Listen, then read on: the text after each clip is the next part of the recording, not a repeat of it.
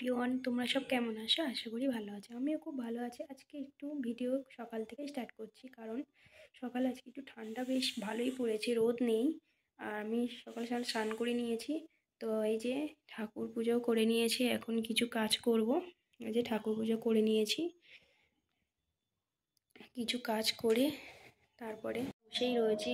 কোনো কাজ এখন করছি না। স্নান পান করে ঠাকুর পুজো করে বসে আছি। এই যে দেখতে পাচ্ছ বড় মায়ের ছবি, আমার প্রায় পিছনে বড় মা আরও সব ঠাকুর রয়েছে, তাদের ওনাদের বসানো রয়েছে। তো ওখানে সামনেই বসে রয়েছি। আর সব তো কাজ ছাড়া হয়ে গেছে, তো এখন আর কোনো কাজ নেই, শুধু রান্নাটা বাকি। তো রান্নাটা একটু পরেই করব, ভালো লাগছে না এখন। একটু সকালে রোদ নেই তো কেমন যেন ঠান্ডা ঠান্ডা লাগছে।